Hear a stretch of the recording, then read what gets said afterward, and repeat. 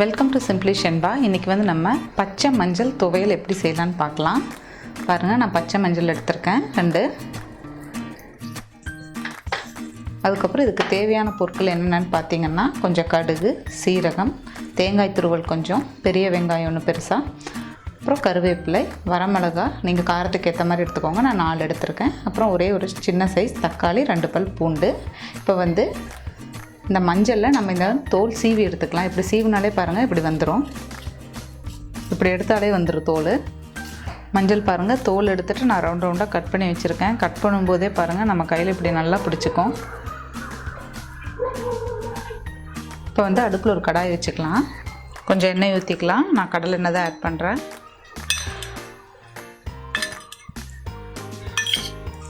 இப்போ இதில் நம்ம ஃபஸ்ட்டு மஞ்சள் ஆட் பண்ணி வறுத்து எடுத்துக்கலாம்.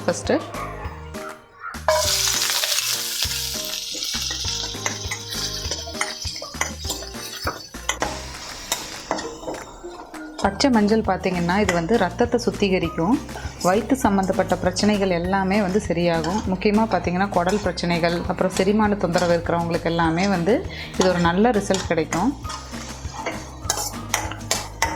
மஞ்சள் வந்து நம்ம வணக்கியாச்சு. இனி நம்ம வந்து அதை வேறு ஒரு பிளேட்டுக்கு மாற்றிக்கலாம்.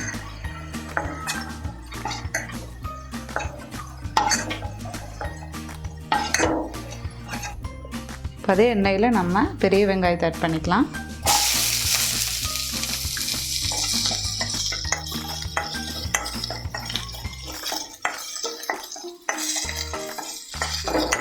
அது கூடவே பூண்டையும் ஆட் பண்ணிக்கலாம்.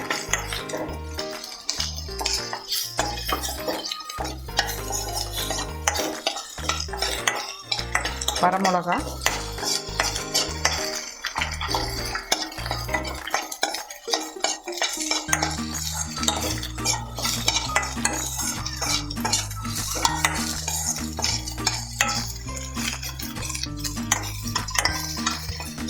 வெங்காயம் ஓரளவுக்கு வணங்கிடுச்சு. இப்போ வந்து நம்ம வச்சுருக்கிற சீரகத்தை இது கூட இப்போ ஆட் பண்ணிக்கலாம்.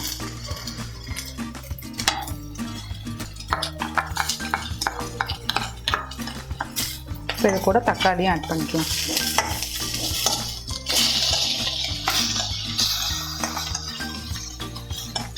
தேவையான அளவு உப்பு,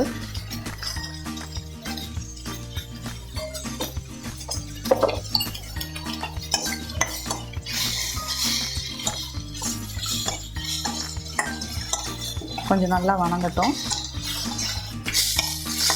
இப்போ தக்காளி வெங்காயம் எல்லாமே நல்லா வணங்கிருச்சு. இப்போ வந்து நம்ம வணக்கி வச்சுருக்கிற மஞ்சளையும் இது கூட மிக்ஸ் பண்ணிக்கலாம்.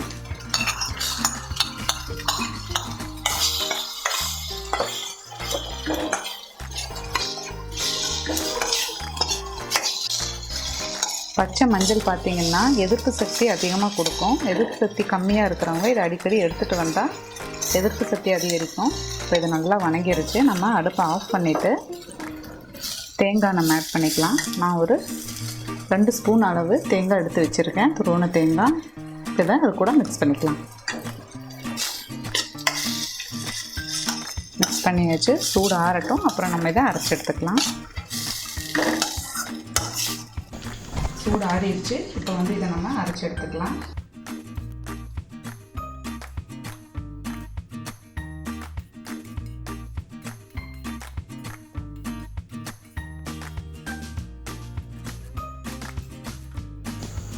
நம்ம அரைச்சி எடுத்தாச்சு.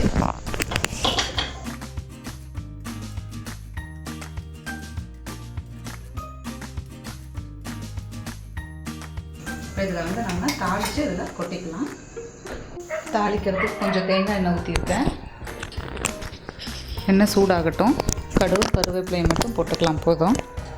கடுகு ஆட் பண்ணுறேன்.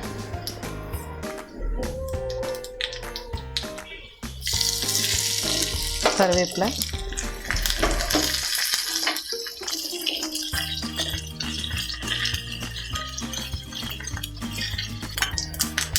தாளிச்சாச்சு.